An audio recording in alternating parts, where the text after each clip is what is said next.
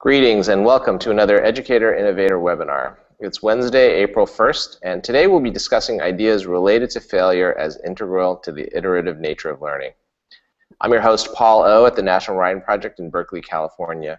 And today we're joined by teachers from Allegheny County in Pennsylvania who've been working with Educator and Innovator partner Institute of Play as part of its TeacherQuest professional development series.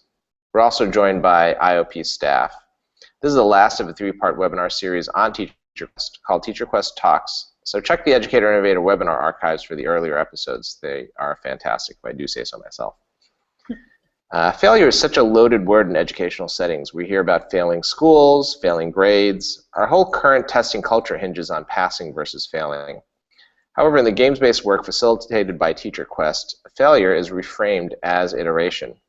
I, for one, am looking forward to hearing more about this notion of iteration and its importance to the teaching and learning process.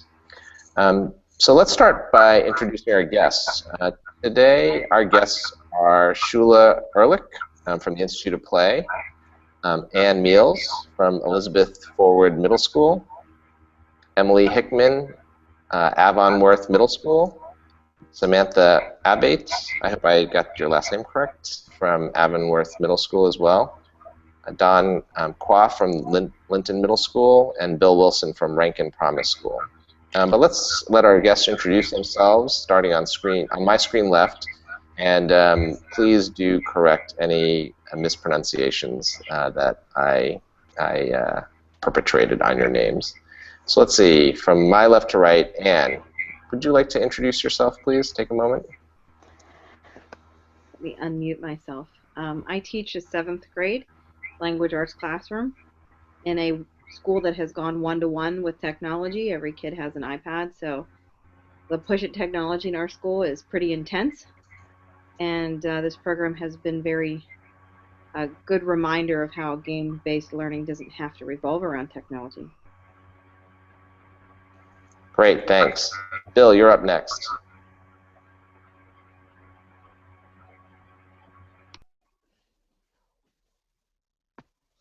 Well, I'm Bill Wilson. I teach at the Rankin Promise School in Woodland Hills School District, and what my program is basically an alternative education program that teaches troubled youth, and I particularly teach 5th and 6th grade. Thanks, Bill. Dawn, you're up next. I'm up next. Okay, I'm Dawn Coy, Linton Middle School. I teach reading 7th grade. I do have a special ed degree as well, and I like the games simply because so many students are reluctant readers now, and it just entices them a little bit more to put some effort in and find it fun and challenging. Great, thanks, Dawn. Emily. Hi, I'm Emily Hickman. I teach at Avonworth Middle School, and actually now I also am a high school teacher as well. I moved from the 8th grade classroom to the library in the middle of this school year. So I'm really lucky to be able to work with teachers from 6th through 12th grade. And together, Sam and I do a lot in 8th grade since it's kind of easiest for us to pair up since she's still in the 8th grade classroom. So I'm hoping to take a lot of what we did in the TeacherQuest base, I guess, and move it from middle school into high school as well. Great, thanks. And let's see, let's move on to Samantha. Sam. All right. My name is Samantha Abate, and I teach 8th grade learning support at Avonworth Middle School. And Emily and I have worked together for several years at this point. And when we saw that there was this TeacherQuest opportunity, we jumped on it. And I think that gaming within her classroom has been really important. And it's been really fantastic to see my learning support students find a way to fit into the class a little bit more than they normally did when it came to like their deficiency being in writing. So we really enjoyed using gaming so far. Great. And last but not least, Shula. Hi everyone, I'm Shula Ehrlich. I'm lead game designer at Institute of Play. So I've spent many years working with teachers, collaborating on the design of games and game-like curriculum, and now I play a large role in our TeacherQuest program, facilitating workshops with teachers all over the country. Great, thanks. So before we get started, I just wanted to mention, for those of you who are watching this Hangout on air from the Educator Innovator webinar page, we encourage you to jump into the chat to talk with others who are watching. And just to let you know, we'll be posting links there. And if you have questions, we'll move those questions as well as we can from that chat into this conversation that's happening live. So first off, for viewers who are new to the TeacherQuest Talk series, I just wanted to reiterate that we do actually have two other episodes in this series. The first is Learning Happens by Doing, and the second is Feedback is Immediate and Ongoing. So I'll post links to those two so that you can check them out, I hope later, and instead of watching this particular webinar. So in the meantime, Shula, can you tell us what TeacherQuest is? Can we just start off with that basic question? Yeah, absolutely. So TeacherQuest is a professional development program that we run with teachers that really stems out of the work that we've done since 2009 when we opened a public school in New York City called Quest to Learn. And at Quest to Learn, games and game design and play and design are sort of at the core of the curriculum. So we sort of took all of the learnings from our work at the school and developed this professional development program that we run with teachers all over the country that sort of walks teachers through the design process, empowers teachers as designers, and teaches them how to use games and game design in their classrooms.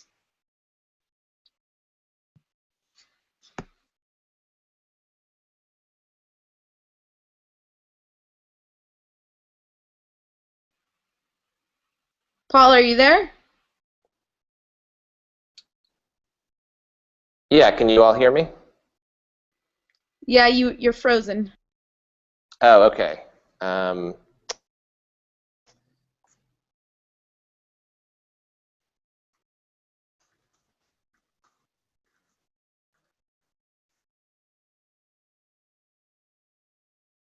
can you hear me?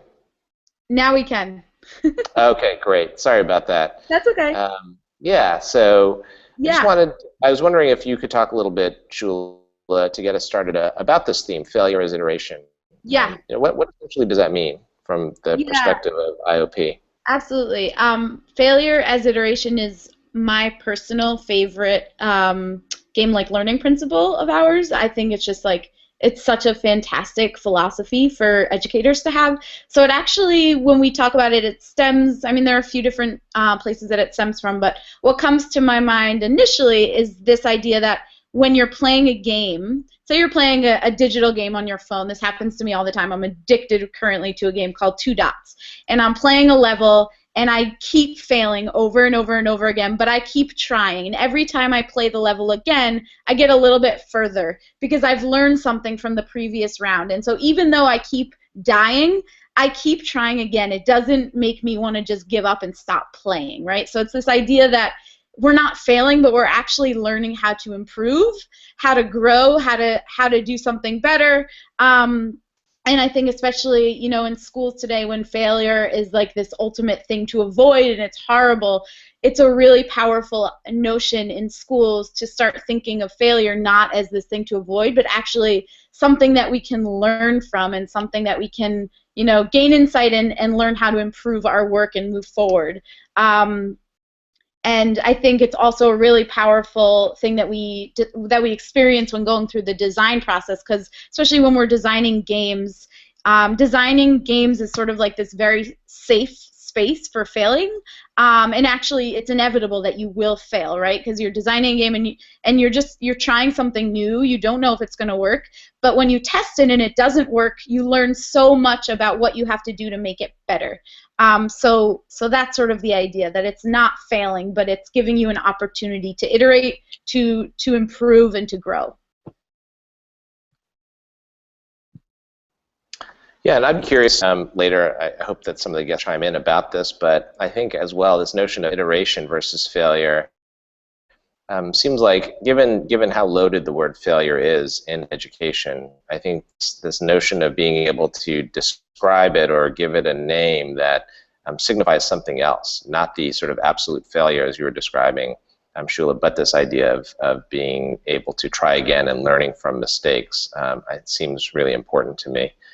And I actually, in terms of bringing the teachers in, I wanted to really see if we could, because the notion here is really something that that is, can be painful to talk about. I would for us to be able to create a safe space here where we can talk about some instances where perhaps we've failed, and to talk about it from the standpoint of less this notion of something that is final, but something that is more of a learning process. And wondering who among you would be brave enough to jump in and start. Was there a point, for instance, during TeacherQuest where you experienced failure as iteration or hit a brick wall in the game design process? Would someone like to jump in? Well, I think for me it was when we were told at first that we were going to design our own game from scratch. We had a team, and we had a general learning goal, but we didn't know. My team did not know how to get from learning goal to start of a game. But once we start thinking outside of the box, instead of looking at the learning goal so literal, we looked at it more abstract, and then we were able to come up with an idea.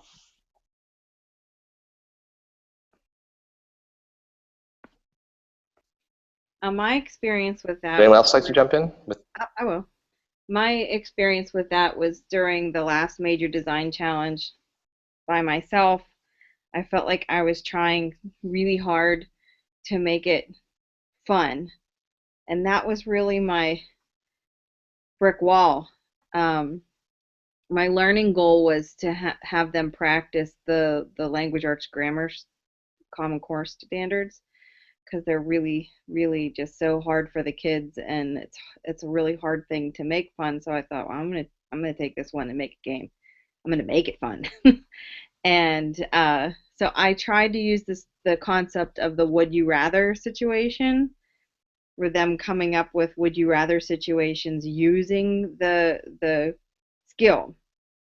But the would you rather thing, that was the thing I thought would make it so much fun for them. It didn't come across in the game. And when I had the kids play it, it was really interesting because they were so ready to just let go of that would you rather.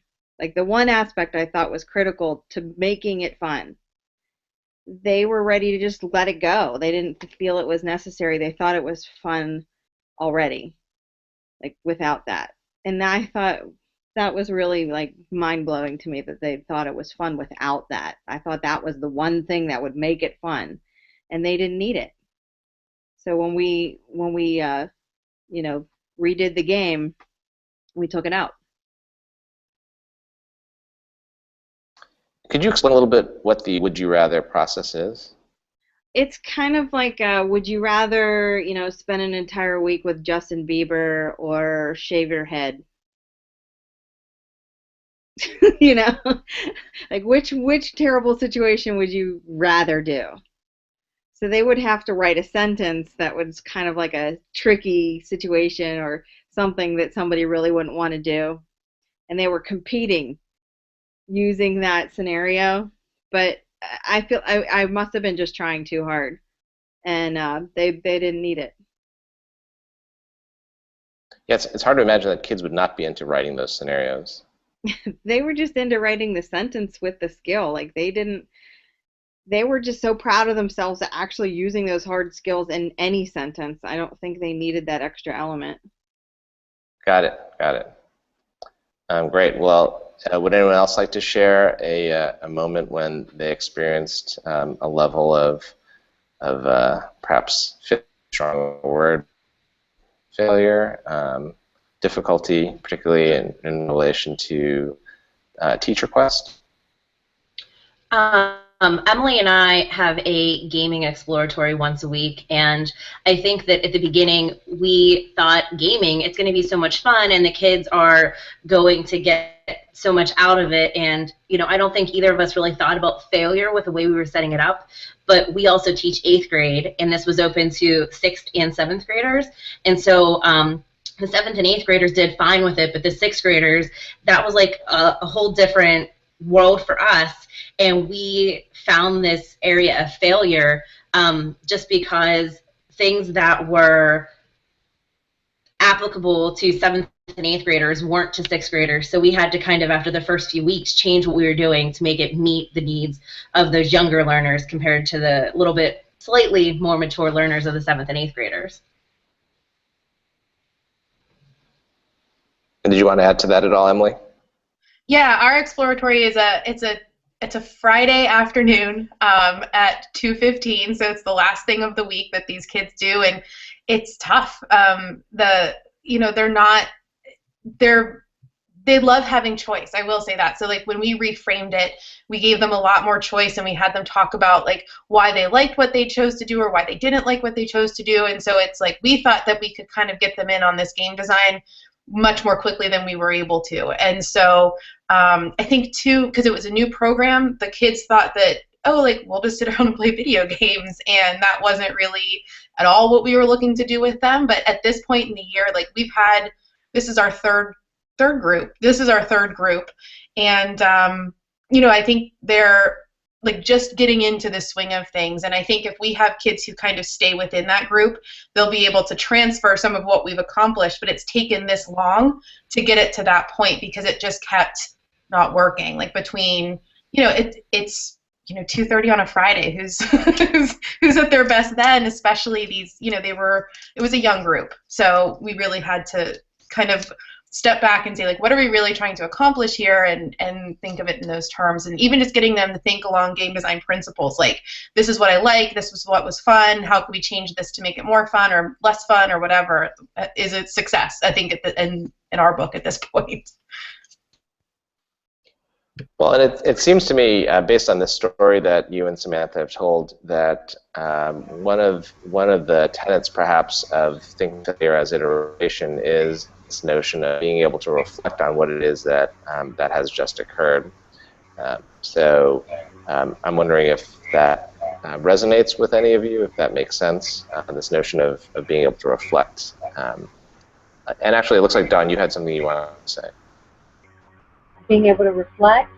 Actually, my students are best at that. The first couple of games I designed were like a headband game and a context clues game. And I kind of overthought them, had so many pieces, so many cards and spinners that did things and cards that had things, and the kids they just wanted to simplify it. So they're the ones that actually just changed the rules right there after the first play and made it so much simpler and came up with suggestions on how to keep things together and wanted to add money, forget the points, we want to bid, give us our money. They made it fun, they simplified it. So the kids definitely helped me a lot. That actually led me to a question that I had for you guys. Bill, when you were talking, you mentioned that when you were first told that you were going to have to design a game from scratch, you were like, oh my God, how are we going to do that? Like, it was very scary for you. And I remember during TeacherQuest last year when we told all of you that you guys were going to design a game from scratch and you were going to have students play testing it like the next day. I remember it was a point where everyone in the room was like a little bit freaking out. And so I wondered if any of you could talk about how that process of first of all of you did come up with games in that very short time frame that you were able to test with students the following day. But I was wondering, and Dawn, you also talked about play testing and how students have all these great ideas. I'm wondering if any of you have had experiences either at that play test during TeacherQuest or during this school year where you've experienced failure as iteration. Like maybe you put a game in front of a group of kids and it's like just a total disaster, but they give you all these fantastic ideas of how to make it better. And then by the time you use it with the rest of the class, it's like, you know, a really successful game and experience. Have any of you had experiences like that? I think that what Emily and I just did in the classroom with the woman who came in to take Emily's place, she is fantastic. It was almost like she has done a lot of the TeacherQuest activities without even participating. And so she has been really good to work with. But we made Monopoly boards instead of a presentation after a research paper about Pittsburgh. And the students created everything from scratch, and they actually used the Institute of Play playtest observation tools that were provided to us, and their input to one another was fantastic, and they were so critical, but in a positive way and in a constructive way.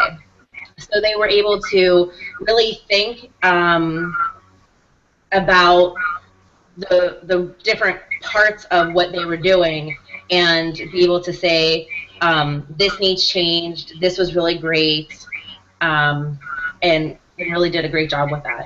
So they kind of took and, you know, got rid of all the bugs for us, and it was really good. And the other thing that was really cool about that is that we met with, her name is Sabrina. She's a game designer for Shell Games here in Pittsburgh, and she met with the kids beforehand and talked a lot about playtesting. So it wasn't just us saying, like, tell your friends what you think. It was her saying, like, one of the best things I took away from it was you can't be attached to your own ideas. Like, you might think it's awesome, but if it doesn't work in the game, you can, she said, like, put it in your pocket and use it again for something else in the future. So it was really cool to have her, like, as a professional come in and say that, because it's easy for us to say it, but, and like I saw when I was watching playtesting, the kids were really, like, honest about it, but in a very constructive way. And I think that the kids who are receiving that will have in mind the fact that somebody played this and it did or didn't work. So I thought that that kind of outside perspective was really helpful.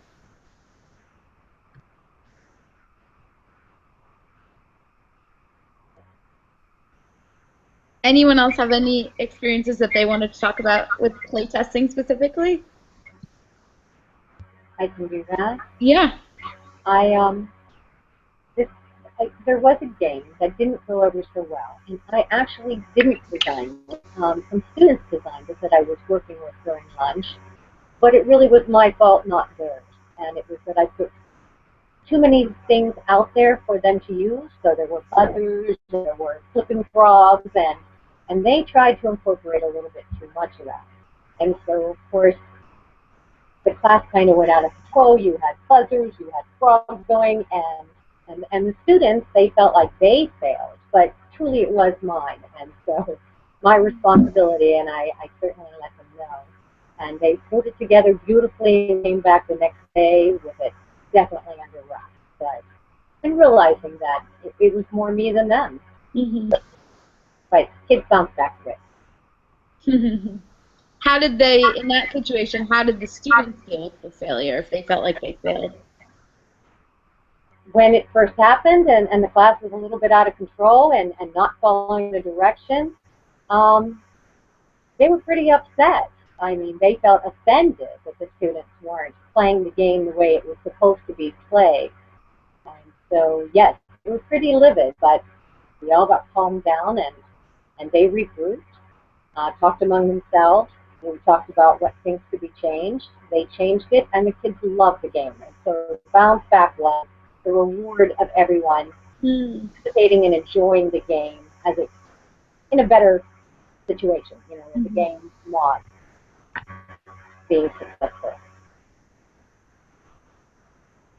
So clearly failure is a pretty big deal in school and in work and in life, but it's also unavoidable, right? So let's talk a little bit about how we live with failure and what we can learn from it. But first, maybe we can talk about what do we mean by failure? Like, what do you guys think of when you think of failure? When you're thinking of failure in school?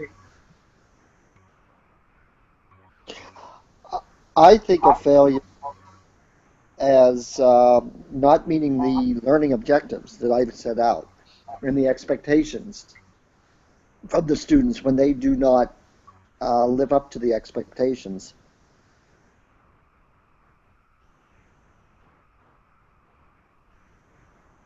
I kind of have a gentler version of that, Bill.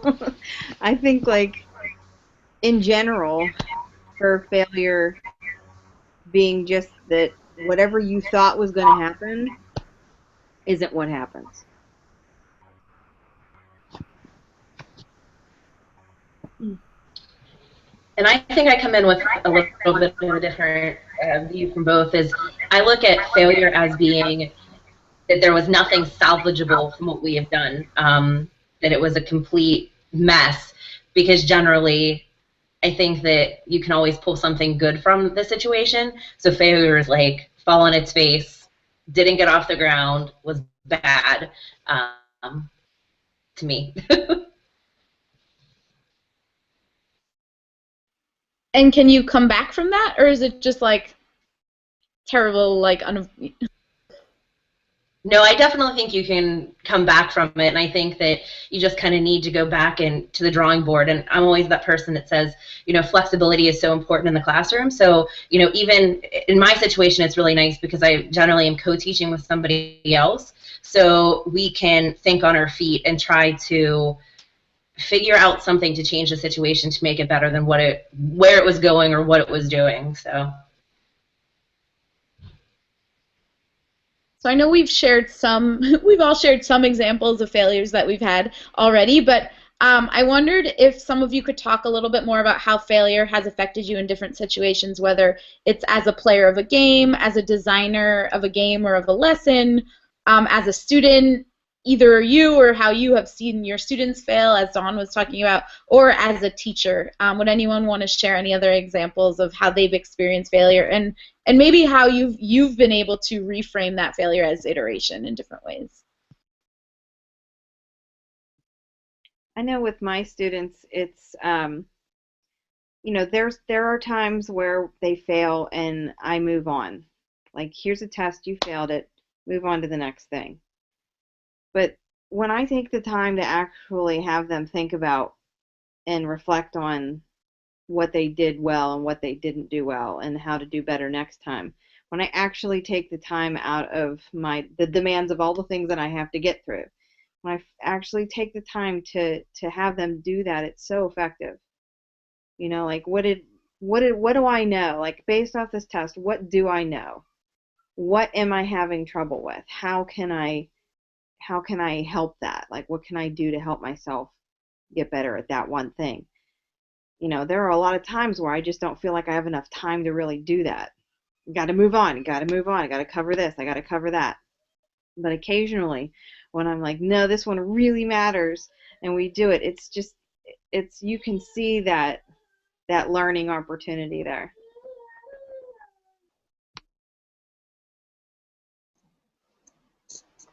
So I'll jump in, and I'm having some technical difficulties. My internet and bandwidth connection is a little bit low, so that's why I'm quiet here in the corner. But I guess I wanted to pose a question about this idea of failure. I know that I've failed in lots of different circumstances. Here I am failing with my poor internet connection at being host. So I'm modeling it for you, clearly.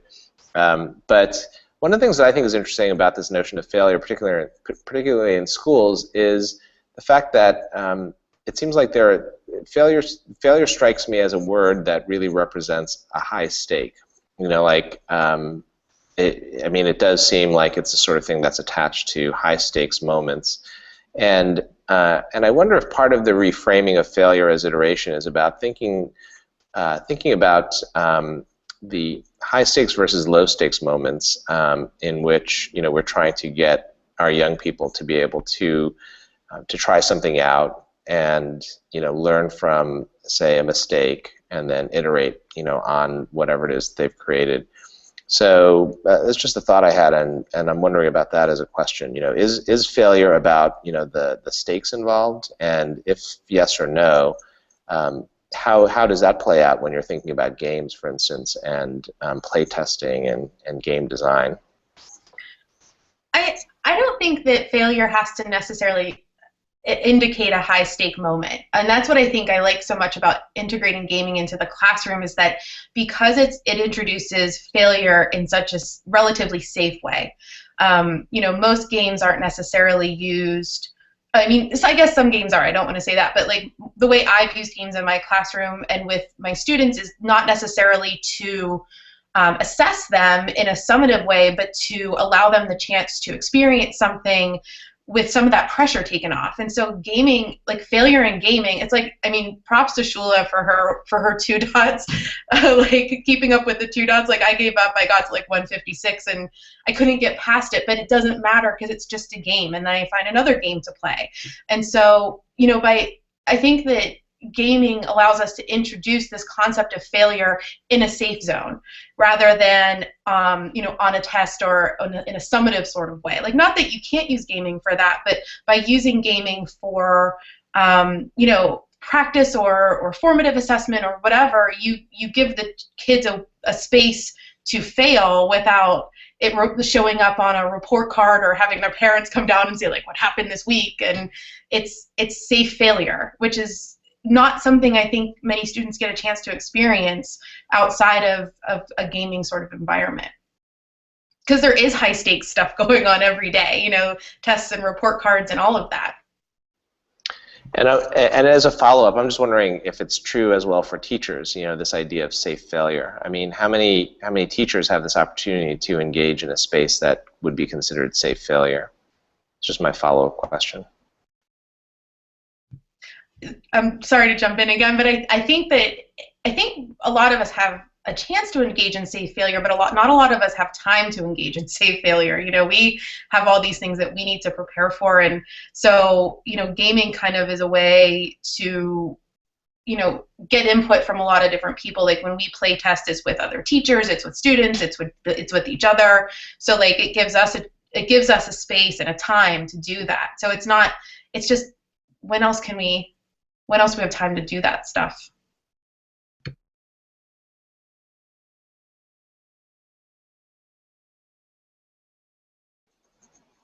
Yeah, I didn't know if anyone else had any thoughts about this.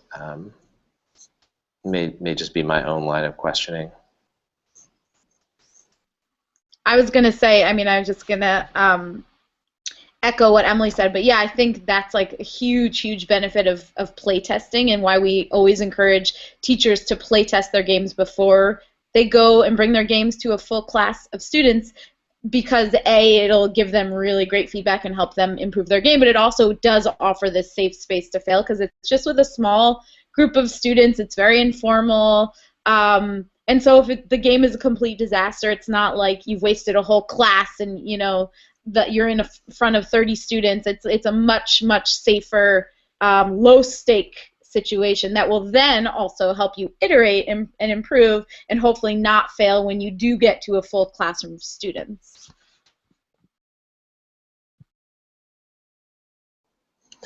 I guess I had another question related to this idea of iteration too, which is, so, you know, I work for an organization called the National Writing Project, and this notion of iteration, you know, we would perhaps call it revision when it comes to, like, say, for instance, composition. And I guess I'm wondering if this idea of iteration itself has filtered into your thinking about the other kinds of disciplines within which you work with your young people. So not just simply about gaming, but has it infused your thinking with regard to other work that you've done with, you know, kids, this idea of iteration, this idea of play testing, if that makes sense.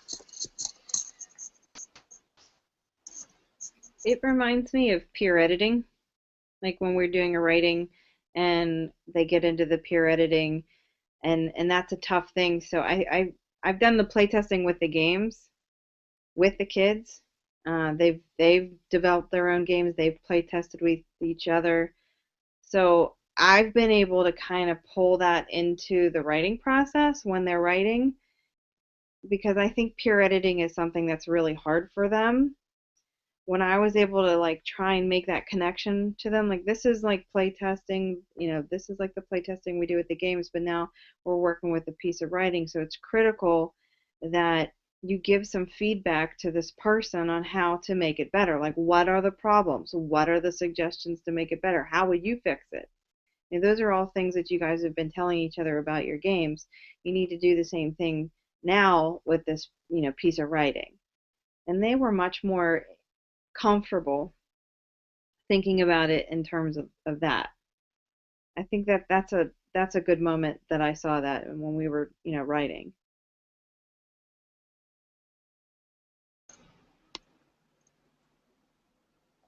Has anyone else seen that kind of transference at all with this idea in other disciplines?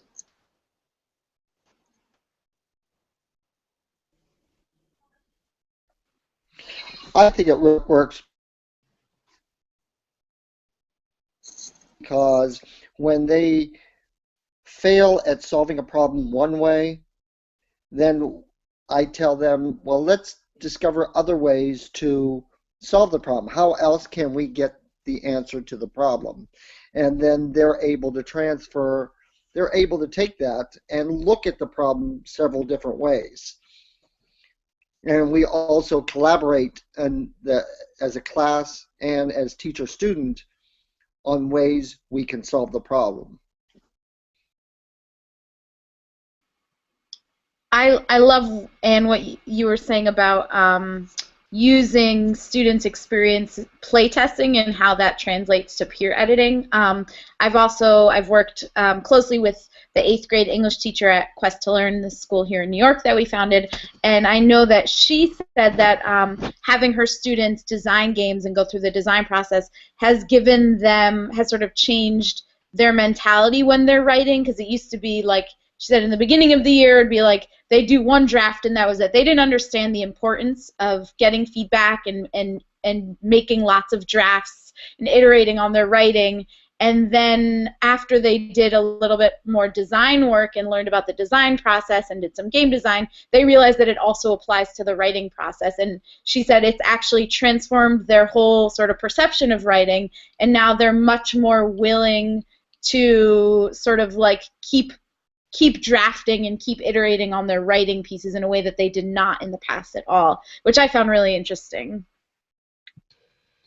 One thing that I wanted to go back to what Emily said earlier, when we had the game designer from Shell, Sabrina, talk to our students, and that idea that she said to them about, don't get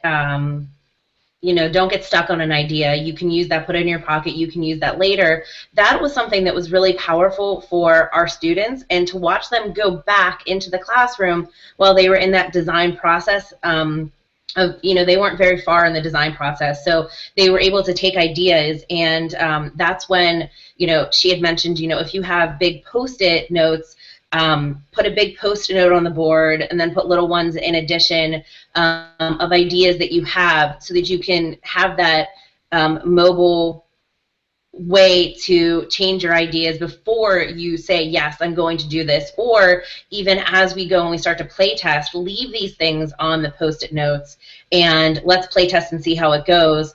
And I think that kind of talking about Anne and the peer editing and what you're saying as well, that next year that's going to be a push that I have for the 8th grade English teacher to kind of start the year off that way, and maybe having those that connection with Shell Games and having someone come and talk to us about this so that we can then push that also into our writing. So as they're writing drafts, they understand that, failure, or not failure, like iterating is going to be very important within their process of writing.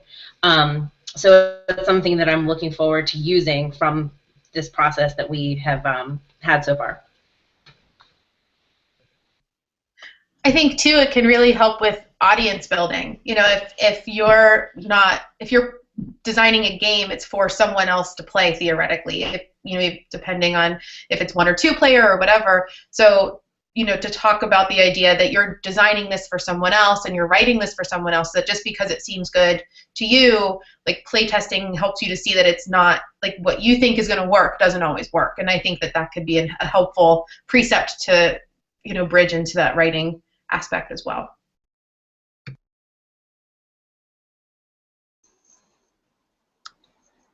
Great. So I'm wondering if, as a final question, because we're getting close to the top of the hour, and then I want to give you all a chance to make a final statement. But as a final question, before we get to that place, I'm wondering if you can talk about how you would recommend to other educators how they might foster environments where failure is reframed as iteration. So I know that you've talked about some examples here, but I'm wondering if I'm an educator in the audience and I'm new to this idea, how might I go about reframing failure as iteration, would you suggest?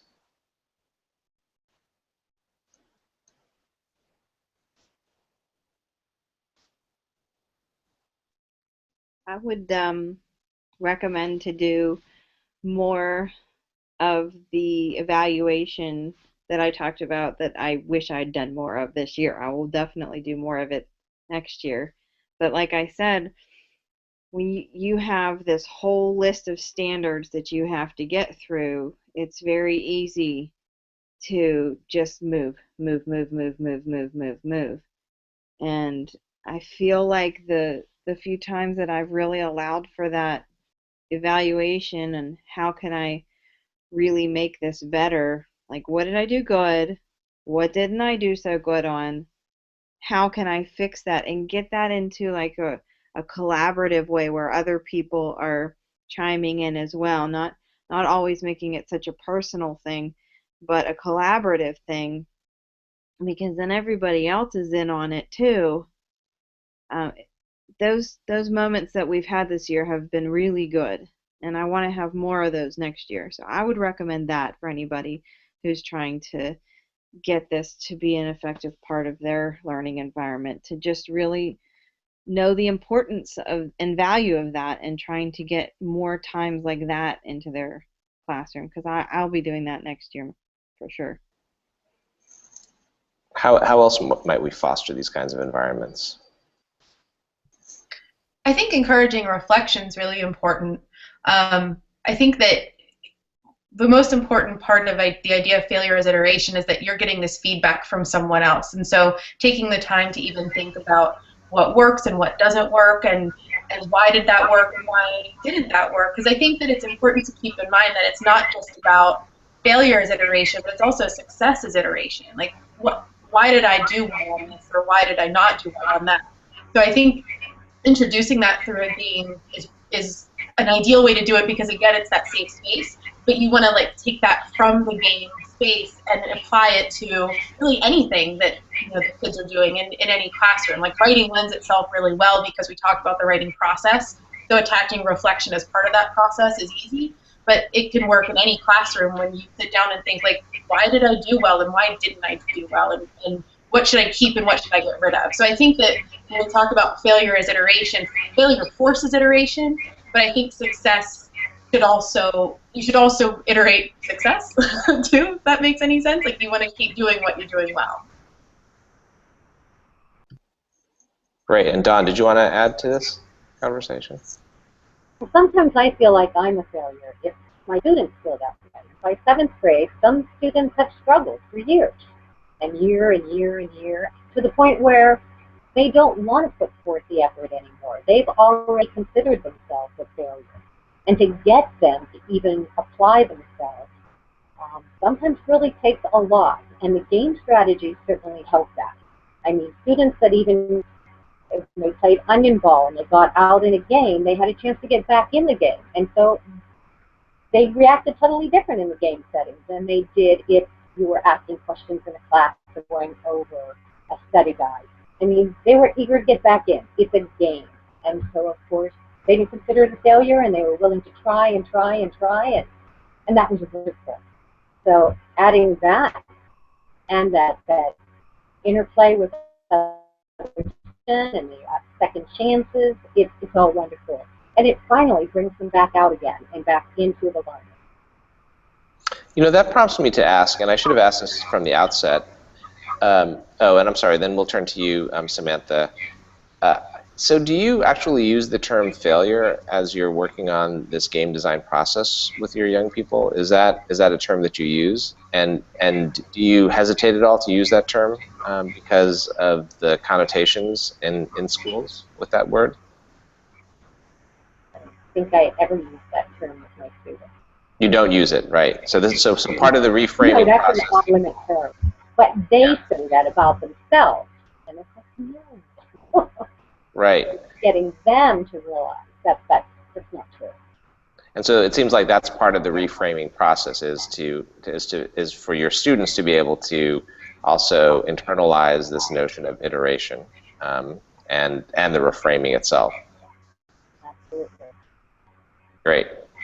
And Samantha, you had something that you wanted to share. Yeah, I just wanted to add, you know, whenever these new initiatives come out, you know, a lot of administrators jump on board as well. And teachers, I think, feel that if an administrator's on board or it's a push from somebody that they need to jump in, you know, head first, they need to get really into this. And I say take it slow. And I say that, you know, if you're thinking about using gaming in your classroom, but you want to look at this idea of failure as iteration, to maybe use a game at the end of a unit or at the end of teaching a skill, because then if the game does fail, you can already, you can look at the evaluations or the reflections from it, and you can build on that game for the next time that you use it. However, you haven't jeopardized the student's learning of the skill that was part of the game.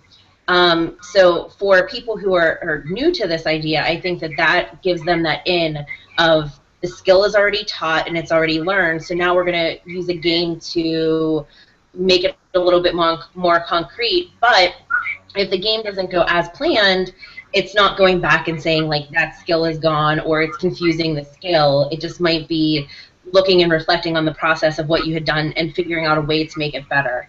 And in addition to that, I think that looking at games that are already created are really, it's a really important thing to do so that you can not overdo it all at one time and feel like a failure right there because you've overdone it and you don't know where to move from there. So I think that those are all things that you can take back and kind of use as tools to make sure that, you know, understanding that failure is okay and that you can get a lot out of that process. Great. Thanks. And I feel like if we can convince our friends at Institute of Play to do another webinar, I think it'd be really fascinating at some point to have you, some of you come back, or anyone who wants to, you know, with some of your students. It'd be great to hear the perspective of your students, I think, in terms of how they understand this process. You know, what do they think of in this notion of playtesting and iteration? So I think if we can get Shula to agree to this, that would be great. That's a great idea. Actually, that's a nice segue. I had a really, really quick video that I would love to show. It's actually of students talking about failure as iteration. Can I play it? It's like 10 seconds. Fantastic. Yeah, please. Hold on. All right. Can you all see the video? Failure is really bad, but taking to learn risks. failure is really bad. But I guess if you have a good attitude, then you can always make it what you wanted it to be and not to get frustrated. So failure is not so bad if you know how to fix it. Failure, reframed as iteration, means when you fail, just try again.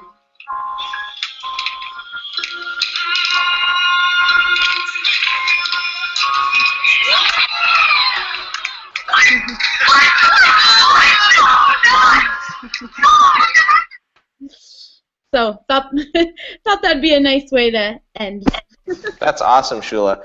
And I'm wondering actually if you could say one more thing, which is, so for educators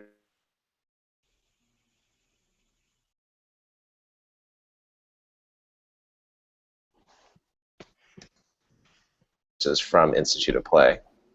Hold on, I didn't hear what you just said. You cut out. Yeah, sorry about that. Again, my intranet fail happening here. So my question was, for educators who are in the audience who are interested in learning more about TeacherQuest or are interested in finding resources from the Institute of Play, where would they go to pursue this further? That's a great question. So if you're interested in TeacherQuest, you can email pd@instituteofplay.org. And if you search on our website, there are lots of resources for educators. Maybe, Paul, I can send you a link that you can send out to people, but if you search on our site, I'm sure you can find them. I don't have the exact link directly in front of me. Sure, yeah. And we'll definitely add that to the archives for sure. Okay. But yeah, the Institute of Play has great resources, and we'll point you to the direct resources for sure. So we really just have a couple of minutes left, and I'm wondering to give all of you one last chance to say something. In particular, I'm wondering if you want to touch upon your Institute of Play, your TeacherQuest experience, and the impact that has had on you. Maybe that's a great way to close this out, the impact that it's had on you in terms of your thinking with regard to failure as iteration. We only have a couple of minutes, so a brief couple of sentences, and perhaps we'll go right to left this time, and we'll start with Samantha.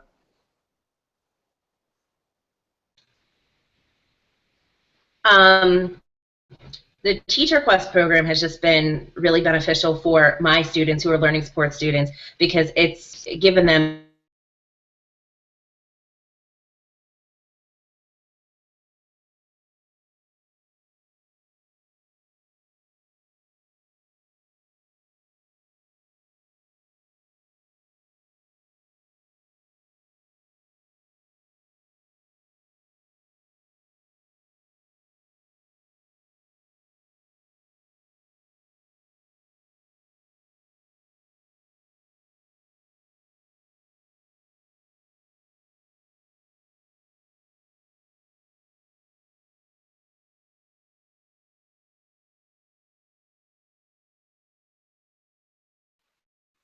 Sorry about that again. Sorry. I had some technical issues, so I missed that. I wasn't sure when you were done, Samantha. Same here. I don't know, Samantha. Maybe your screen was frozen. I'm not sure. Yeah, my screen froze. I was done a couple sentences in, so it wasn't very long. Next okay. Well. Person, okay. Well, would you mind just repeating that because I'm not sure if everyone heard. Oh, okay.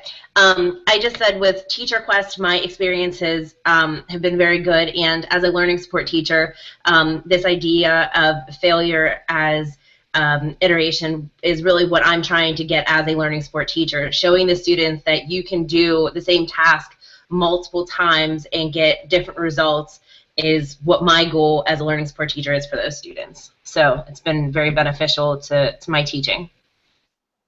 I love that. Get different results engaging in the same task. That's fantastic. Emily, last words?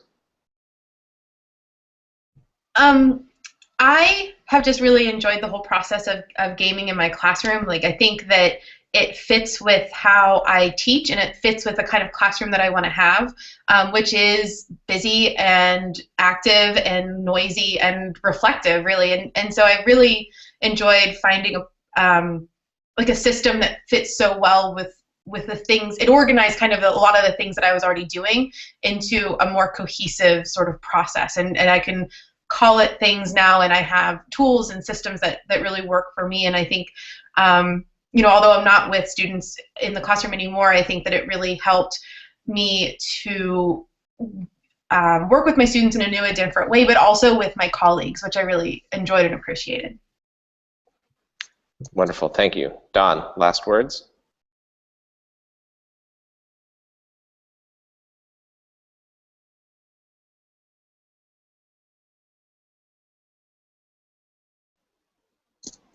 You know what, Don? We're having a hard time hearing you. You might be muted.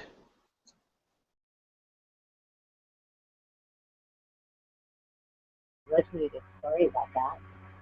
I find the gaming great because it allows me to challenge students of all varying levels. They don't feel the failure. Now this year I didn't have the opportunity of working with another teacher, and I've had some challenges in getting other teachers on board, but I'm hoping next year that I will have a large group that will join in with me, and certainly it will be a lot more interesting and we'll have a lot more of this going. But the kids definitely are finding that, yeah, that they have that chance to do again and do over and learn. Wonderful, thanks. Bill, final words? Well, I think the TeacherQuest experience has given me the tools to reach my children in a different way, where they have not had the opportunity to be taught this way in a regular classroom. And I think the idea of iteration also is beneficial to my kids because they've always been told they can't do. And now I'm saying, well, yes, you can. Wonderful. And Anne, bring us home. Okay, I feel like this program has given me a lot of valuable tools to use in the classroom to make reading and language arts accessible to everyone. There are a lot of kids that don't like that class because they fail, they're not interested, and the gaming aspect has allowed me to reach those learners and get them actively engaged. It makes it student-centered, and I think that the iteration component of it is where the power lies and what, you know, where they learn the most. So I've really been thankful for the program. Great. A really powerful conversation tonight. I apologize for the technical glitches, really on me. But despite that, you all were able to really, I think, create and paint a really vivid portrait of what this notion of failure reframed as iteration looks like in your respective classrooms. So a lot for us to think about. Thank you very much to all our guests. And just to close out, I'll say that if you're interested in the audience in learning more about connected learning, please check out the Connected Learning Alliance site at clalliance.org. And if you'd like to keep abreast of future opportunities from Educator, Innovator, and partners like Institute of Play, who we heard from today, sign up for our monthly newsletter at educatorinnovator.org and follow Educator Innovator on Twitter at @innovates_ed. Thanks again to all of you for taking the time. Appreciate it. Have a good night. Thank you.